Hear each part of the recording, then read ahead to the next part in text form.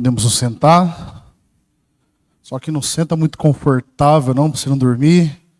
Inclusive, dá uma verificada se tem algum dormioco do seu lado. Dá uma chacoalhada católica nele e fala, acorda. Fica tranquilo que vai ser só 2h30 de homilia, coisa rápida. Jogo bem rápido. Mas, brincadeira à parte, vemos uma época muito feliz aqui na nossa paróquia, que é o início da trezena da padroeira. Preparação para a grande festa. Quando uma igreja é dedicada a um santo, o carisma desse santo, a mensagem dele tem que ecoar no trabalho pastoral, em tudo que se faz.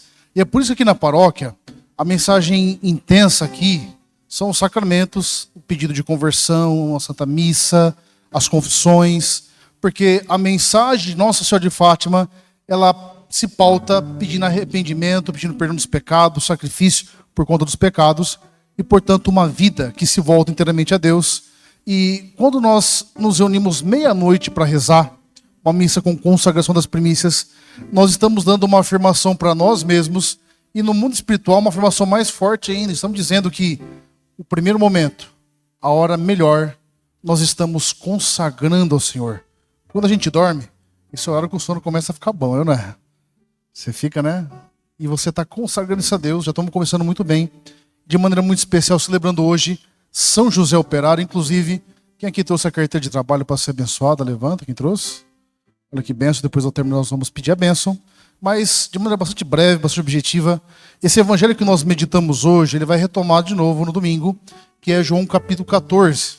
Lembra que o padre disse, tanto naquelas lives de escola bíblica, quanto em algumas missas, que do capítulo 6 de João ao capítulo 15, por 7 vezes Jesus fala, eu sou.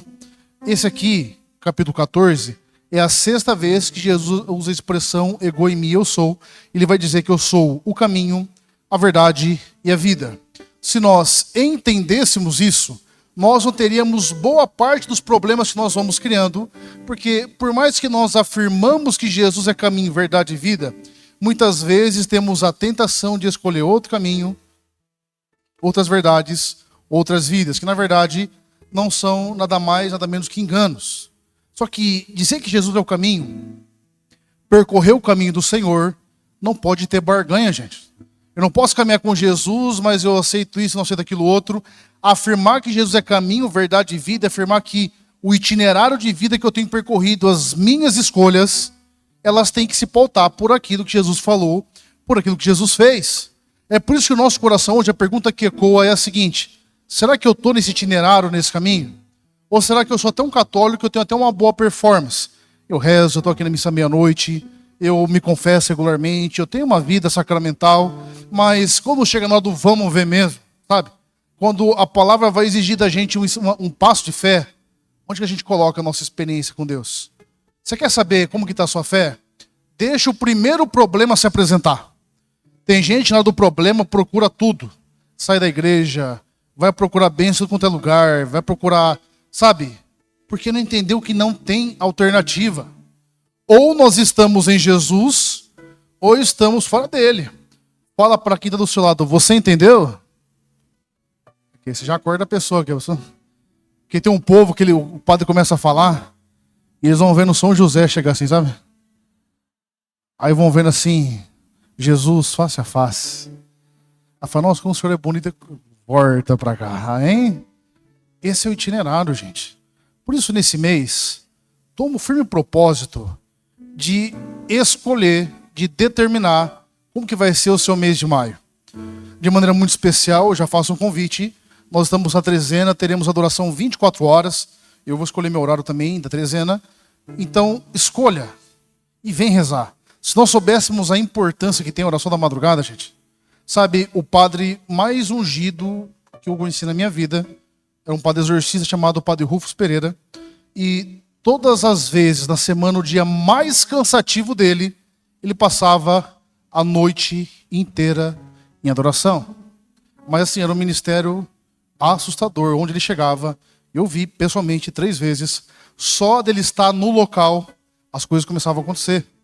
As curas, as libertações, só dele chegar. Você imagina o que não vai ser a sua vida se você começar a consagrar um tempo para oração? Sabe outro sacerdote muito famoso que tinha uma vida disciplinada de oração e testemunha? Hoje vai ser proclamado, vai ser canonizado, né? O Fulton Sheen, bispo. Ele tinha um propósito com Deus que todo dia, por 1 hora, ele ficava em adoração.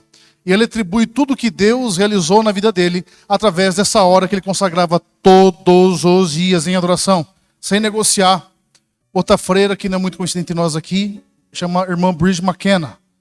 Para você ter uma noção, quando vai começar as aparições em Medjugorje, é ela que profetiza.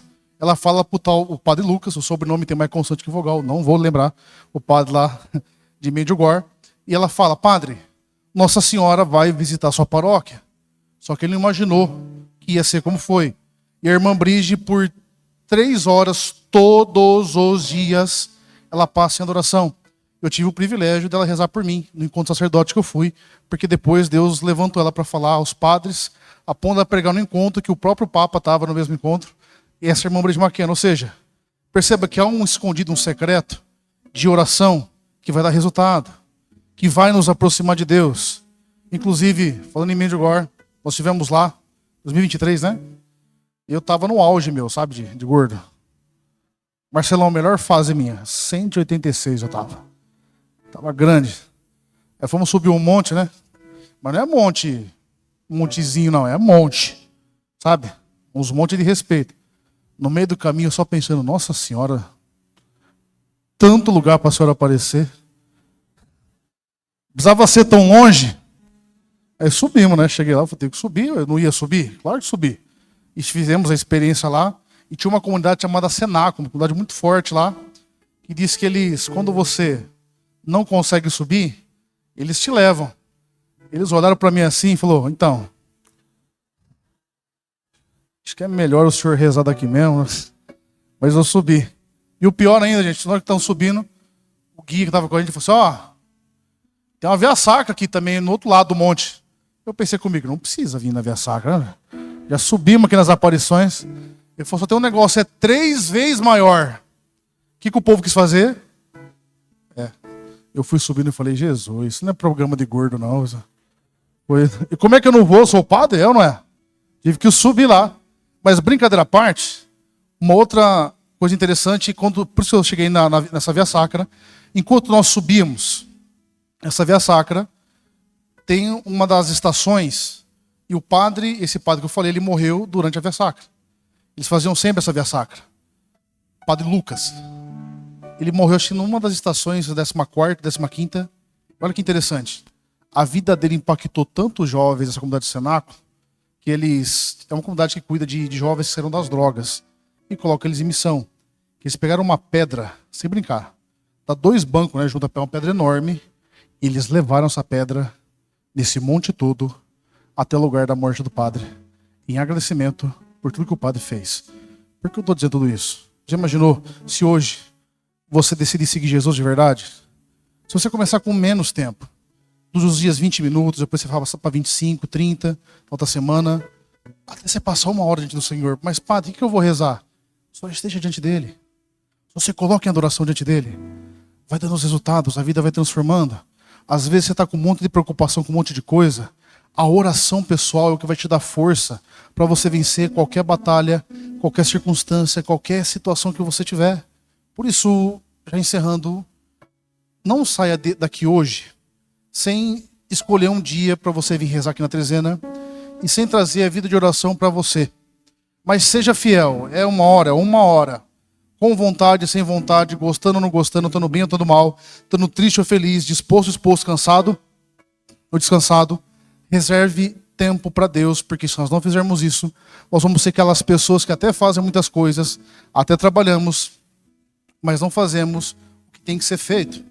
E eu escutava esses dias do Frei Gilson dizendo que a vida de padre tem muita atividade. Vocês vão ver 90% do que acontece de organização, de problema. Vocês acham que vocês têm problema em casa? Vocês têm que ver aqui a paróquia, gente. É o dia inteiro. As perguntas o dia inteiro, não tem noção. Só fala: o padre me respondeu, vou te mostrar meu WhatsApp, e nem eu respondo eu mesmo às vezes, né? Enfim, eu ouvi do Frei dizendo que por um tempo ele fazia muito, pregava, mas a vida de oração dele deu uma enfraquecida. E ele leu um livro que chama A Alma de Todo Apostolado, que é um texto muito bom, um livro muito bom, que fala que, de fato, não adianta fazermos muitas coisas se a gente não tem vida de intimidade com Deus. Você tem intimidade com o Senhor? Quando eu falo intimidade, não é só o jeito que você fala com Ele. É como Ele participa da sua vida. É como Ele participa da sua história. É como Ele está ali em todos os momentos. Os bons, os ruins. Uma presença, sabe? Que não é qualquer presença. Não é da sua cabeça. Uma voz que fala. Tem gente que fala, eu não escuto Deus falar comigo. E também não dá tempo, né? Você vai rezar lá. Você vai rezar com o sono que você está hoje aqui. Aí quando Deus vai falar, você já dormiu já. Aí você vai ler a Bíblia de qualquer maneira. Deus fala, gente. O que falta pra gente é investir tempo em vida de oração. Se você escolher Jesus como caminho hoje, investir tempo mesmo nele, você viverá uma transformação. Antes de fechar os olhos, dá um oi na pessoa aí. Isso. Agora pode fechar o olho, abaixar a cabeça. Então, o povo tá pescando tubarão já. Fala com Jesus nesse momento. Fala para Ele que você quer viver essa vida na presença dEle. Ele quer caminho, verdade e vida. Vai se entregando na presença do Senhor. Vai se entregando na presença do Senhor nesse momento, a fim de vivermos o Senhor aquilo que é dele em nossas vidas. Amém? Amém. Passamos o nosso ofertório.